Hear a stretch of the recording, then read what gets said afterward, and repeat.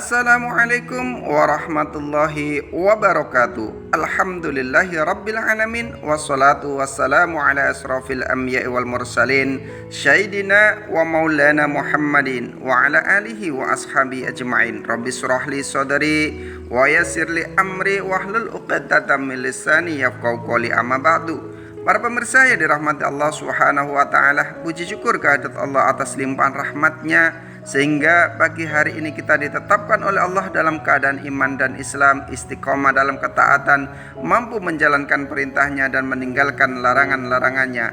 Mudah-mudahan Allah Subhanahu wa taala senantiasa teguhkan iman kita, istiqomah ila yaumil akhir hidup kita dalam keadaan yang husnul khotimah.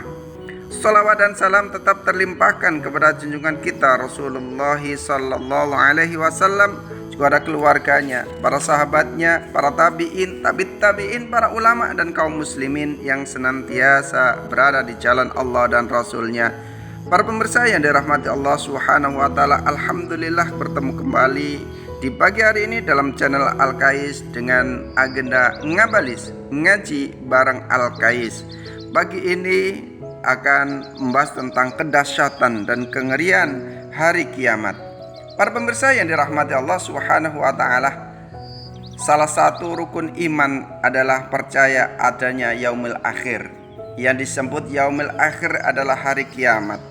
Tentang hal ini, kedahsyatan dan kengeriannya diceritakan oleh Abu Hurairah radhiyallahu an dalam perawi yang sangat dipercaya. Dengan sanad dari Abu Hurairah, beliau menceritakan dari baginda Nabi sallallahu alaihi wasallam, ketika Allah telah selesai menciptakan langit dan bumi, Dia menciptakan segala sangkakala, lantas memberikannya kepada Israfil. Israfil meletakkannya di mulutnya dengan membelakkan matanya melihat ke ars, menunggu kapan Allah Subhanahu wa taala merintahkan untuk meniupnya. Abu Hurairah kemudian berkata atau bertanya kepada baginda Nabi Muhammad sallallahu alaihi wasallam. Abu Hurairah bertanya, "Wahai Rasulullah, apakah sangkakala itu?" Beliau baginda Nabi Muhammad sallallahu alaihi wasallam kemudian bersabda, "Sangkakala itu adalah tanduk dari cahaya." Saya bertanya, kata Abu Hurairah kepada Rasulullah, "Wahai Rasulullah, bagaimana besarnya?" Kemudian beliau baginda Nabi Muhammad SAW bersabda, "Sangat besar bulatannya. Demi zat yang mengutus aku sebagai nabi dengan membawa kebenaran. Besar bulatan sangkakala itu seperti luas langit dan bumi. Malaikat Israfil akan meniupnya 2 kali, yaitu tiupan yang untuk kematian dan tiupan untuk kebangkitannya kembali." Atau dalam riwayat Ka'ab disebutkan 2 kali tiupan. Juga dalam riwayat Abu Hurairah disebutkan 3 tiupan, 3 kali tiupan, yaitu tiupan untuk mengejutkan yang pertama, yang kedua tiupan untuk mematikan, dan yang ketiga tiupan untuk membangkitkannya kembali. Pada tiupan yang pertama Allah memerintahkan kepada malaikat Israfil, kemudian ia pun meniupnya, lantas semua makhluk yang berada di langit maupun yang berada di bumi terkejut karenanya. Sebagaimana yang dijelaskan Allah Subhanahu wa taala dalam firman-Nya surat An-Naml ayat yang ke-87 yang artinya, "Dan ingatlah hari ketika ditiup sangkakala, maka terkejutlah segala yang di langit dan segala yang di bumi, kecuali siapa yang dikehendaki oleh Allah Subhanahu wa taala.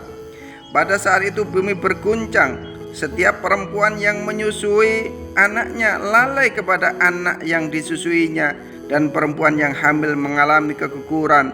Manusia kelihatan mabuk padahal sebenarnya mereka tidak mabuk, akan tetapi siksaan Allah itu sangat keras. Rambut anak-anak muda langsung beruban, dan setan lari tunggang langgang karena kebingungan." Hal ini didasarkan pada firman Allah Subhanahu wa taala dalam surat Al-Hajj ayat yang ke-1 dan 2 yang artinya, "Wahai manusia, bertakwalah kepada Tuhanmu. Sesungguhnya keguncangan hari kiamat itu adalah suatu kejadian yang sangat besar, yang sangat dahsyat. Ingatlah pada hari ketika kamu melihat keguncangan itu, semua perempuan yang menyusui anaknya lalai dari anak-anak yang disusuinya, dan gugurlah kandungan para perempuan yang sedang hamil, dan kamu melihat manusia dalam keadaan mabuk, padahal sebenarnya mereka tidak mabuk, akan tetapi siksaan Allah itu sangat keras. Setelah itu suasana menjadi tenang dan tidak ada apa-apa lagi sampai batas waktu yang dikehendaki oleh Allah Subhanahu wa taala. Kemudian Allah memerintahkan Israfil meniupkan sangkakalanya, yaitu tiupan yang mematikan. Para pemirsa yang dirahmati Allah Subhanahu wa taala. Kemudian Allah Subhanahu wa taala memerintahkan Israfil, maka ia pun meniup sangkakala sebagai tiupan yang mematikan, sehingga penghuni langit dan bumi mati semuanya kecuali mereka yang dikehendaki oleh Allah Subhanahu wa taala. Inilah maksud dari firman Allah Subhanahu wa taala dalam surat Az-Zumar ayat yang ke-68 yang artinya, dan tiuplah sangkakala, maka matilah orang yang di langit dan di bumi kecuali orang-orang yang dikehendaki oleh Allah Subhanahu wa taala. Yang termasuk dalam pengecualian itu adalah roh orang-orang yang mati syahid. Ada beberapa pendapat yang mengatakan bahwa pengecualian itu adalah Jibril, Mikail, Israfil, dan malaikat maut. Kemudian Allah yang maha mulia lagi maha agung bertanya kepada malaikat maut, siapakah di antara makhlukku yang masih hidup? Padahal Dia, Allah Subhanahu wa taala, lebih mengetahui.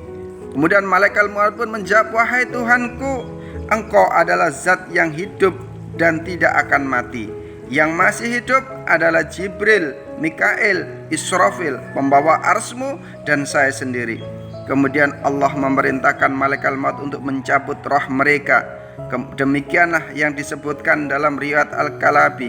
Sedangkan dalam riwayat Mukhatil dari Muhammad bin Ka'ab dari seorang dari Abu Hurairah radhiyallahu an disebutkan bahwa Allah Subhanahu wa taala berfirman, Jibril, Mikail, Israfil, dan malaikat pembawa ars harus mati. Kemudian Allah yang maha mulia lagi maha tinggi bertanya, wahai malakul maut, siapakah di antara makhlukku yang masih hidup?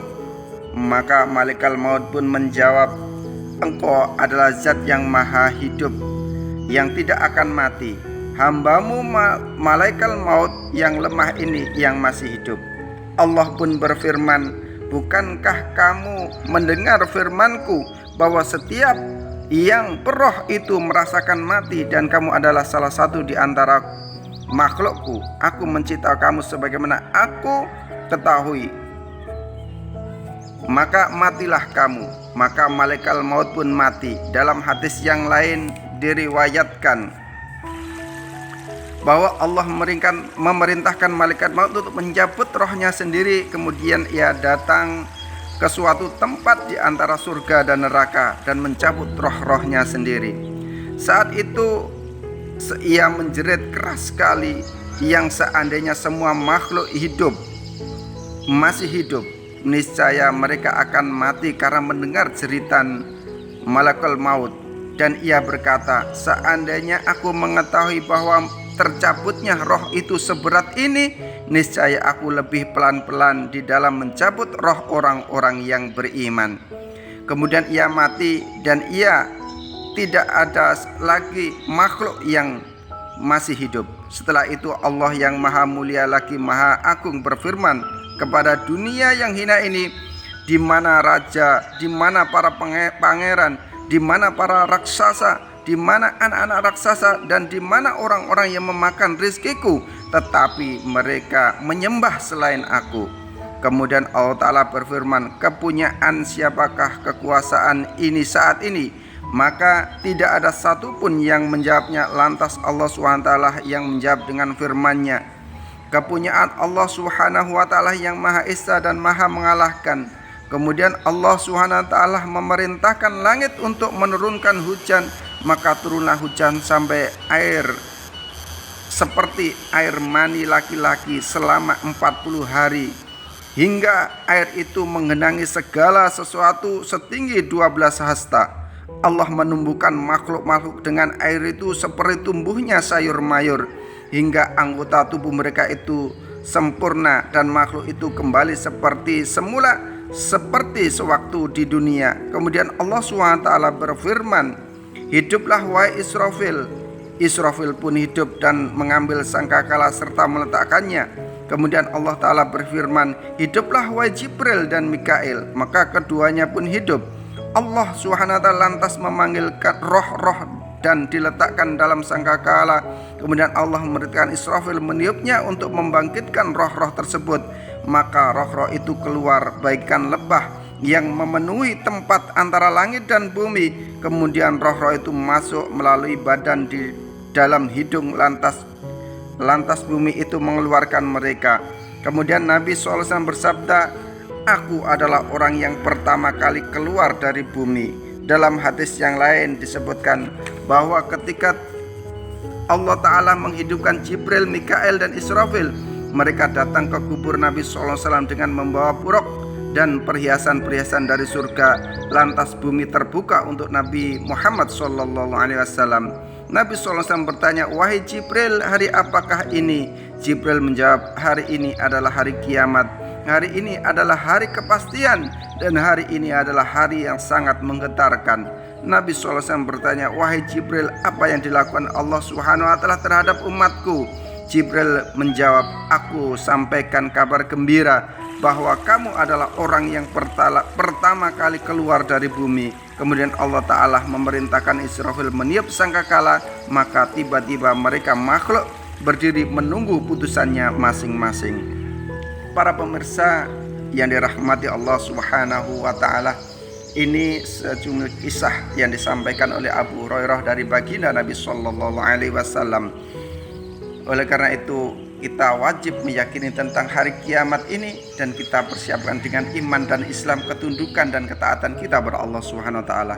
Subhanakallahumma bihamdika asyhadu an la ilaha illa anta astaghfiruka wa atubu ilaik. Assalamualaikum warahmatullahi wabarakatuh.